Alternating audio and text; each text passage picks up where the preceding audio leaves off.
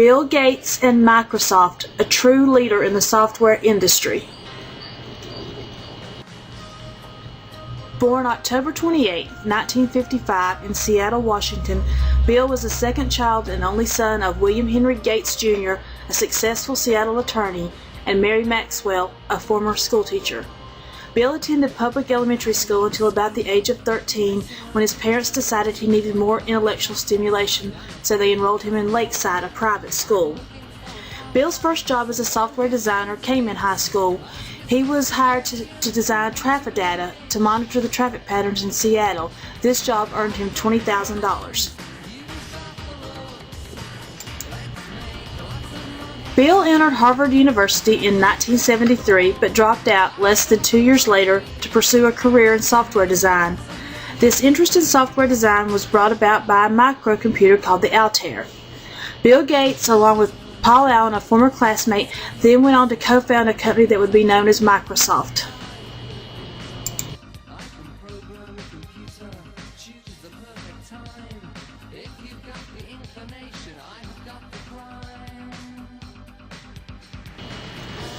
The Microsoft Corporation has been going strong now for over 36 years, but being the type of industry it is, it continues to grow because of innovation. Although one does tend to wonder how soon the next Bill Gates will come along and boot Microsoft to the curb, thus leading to a more mature life cycle. The culture at Microsoft is an interesting one. They do not have a lot of little rules, only big rules, such as contribute to the success of your team, be professional, be responsible, set big goals, and most of all, achieve them. Microsoft also has a develop-centric culture, which means that they only hire people that are really good at what they do. Microsoft does stress innovation and commitment, but they do so in a way that leaves one feeling appreciated with things such as a laid-back dress code, game rooms to play in at work, great health insurance, and very good pay. Bill Gates, a true computer geek from an early age, but look at how he changed the world. By 1986, Bill Gates was the richest man in the world, but he was a single man. In 1989, Melinda French, a Microsoft executive, caught Bill's eye. In June of 1994, they were married on a private island in Hawaii. They later had children Jennifer Catherine Gates, Rory John Gates, and Phoebe Adele Gates. Gates stepped down as chief executive officer in January of 2000 and handed off the day-to-day management of Microsoft to his friend and right-hand man Steve Ballmer. In 2006, he began working full-time for the Bill and Melinda Gates Foundation. So how do others view Bill? According to Scott McNealy from Sun Microsystems, he's probably the most dangerous and powerful industrialist of our age. Vern Rayburn says, the moment you subjugate yourself to Bill, it can get a little dangerous. He can be an alpha male in collaborative situations. Oracle's CEO Larry Ellison says, Bill goes out and methodically searches for good ideas to steal. That's perfectly rational behavior. That's what made him very successful. But then, one by one, Bill starts to claim credit for the stolen ideas. He actually starts believing that they were really his ideas in the first place. He can't bear to see himself as a Rockefeller. He sees himself as Edison. According to Candace Dempsey from Microsoft, she says, I never worked directly for Bill when I was at Microsoft, but he is very intimidating, impatient, and, yes, given to yelling when you present a report or whatever that he considers stupid. I know people he has shrieked at. Still, they respected him. I think he'd be the first to say that he was meant to be a thinker, not a manager. As of 2011, Bill Gates and Microsoft has more than 92,000 employees. Now Brittany will discuss Bill Gates as a leader. Bill Gates as a leader. Bill was a leader who was considered to begin both as an ethical leader and also evolved into a transformational leader as Microsoft grew. He is presently considered to be a sustainer for the Microsoft organization. Mr. Gates held strong to 7 key beliefs as a leader. First, success comes with great vision. Failures are learning lessons. The higher the self-esteem, the better it gets. Opportunity knocks once. Actions speak louder than words. Trust is an unwritten rule for great leadership wisdom. And finally, success must never come to your head. Mr. Gates began as a transformational leader. He was considered to have expert knowledge. He had much power and influence over the employees at Microsoft. Gates also was considered to have many great traits that correlate with being a leader. He had great charisma, vision for Microsoft, experience, and a vastly large social network. Mr. Gates is now considered to be a sustainer for Microsoft. He continues to strive for greater innovation, maintains a forward momentum. He pushes great effort for design. He is motivational, and he knows how to balance the need for efficiency and adaptivity.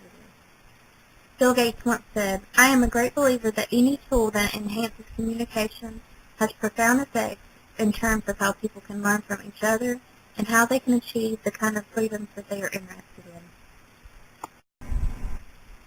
Mr. Gates is also considered to be an influencer.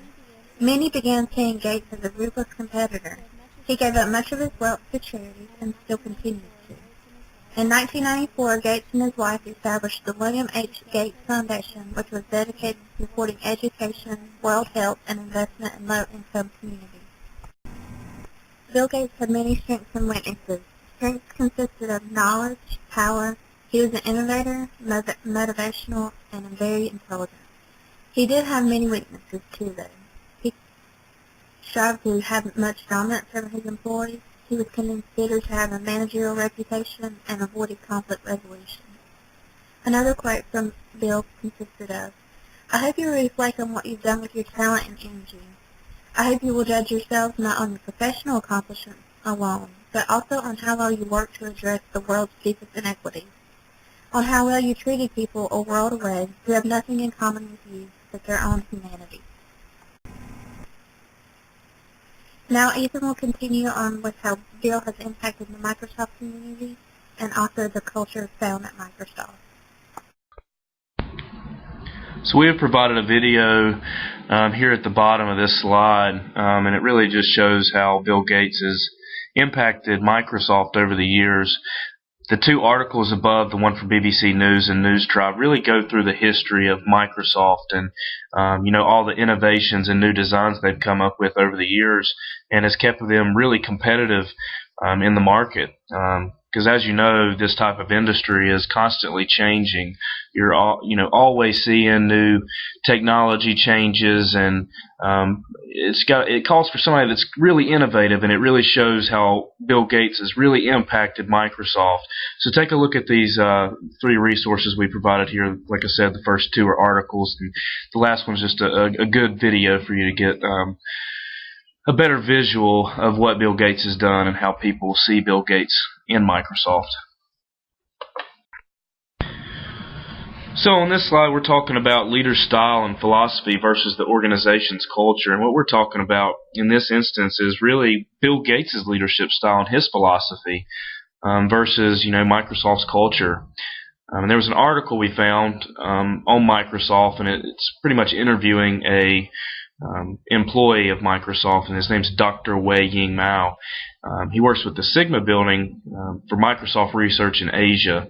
And I'm quoting him here. He said, "Chatting with the great minds at Microsoft Research Asia, one is reminded of an open university that knows no boundaries. Mentors here are erudite, but never short on passion. Pupils are diligent and willing to take risk. This is where Microsoft's culture resides." So I mean, this just really talks about, Microsoft is very innovative, and it takes people with great passion, and they're very diligent, willing to take those risks, because in this type of industry, you have to take those risks and take that leap of faith over the cliff to hopefully be successful. And you really got to be innovative and come up with good designs and things that are going to hit the market and really create some value. But this is pretty much Bill Gates. He is the foundation of this organization. He really, has that passion and has seen that passion. He sets the vision for the employees as a good leader. And he is very diligent, and he's willing to take those risks. He's not scared to take the risk, and he's very entrepreneurial. He's always thinking of new designs and new ways to come up with things. And he's kind of competing with Apple in a sense that they're coming up with new products all the time that are hitting the market, and making millions of dollars within the first couple of days. But he's doing the same thing. He's staying right there on the cutting edge of this industry.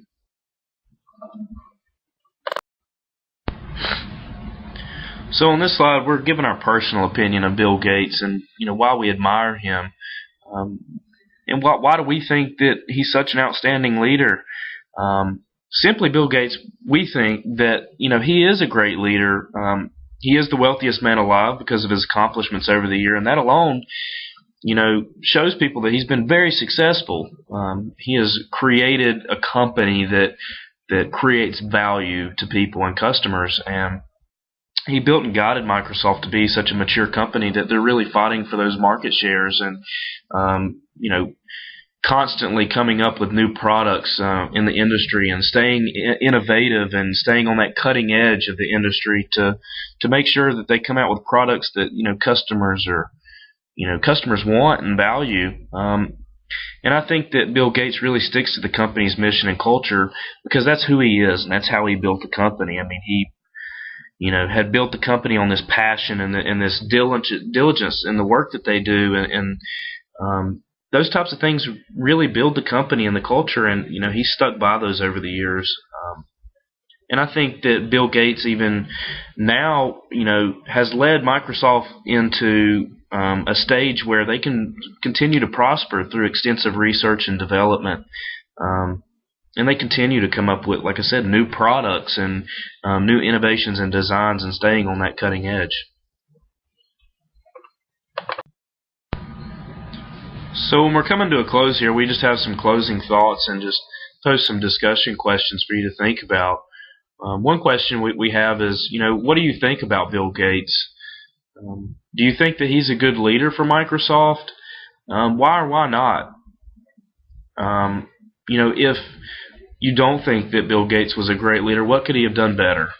And if he was a great leader and is a great leader, how can we use some of his leadership styles and philosophy to help our personal leadership skills?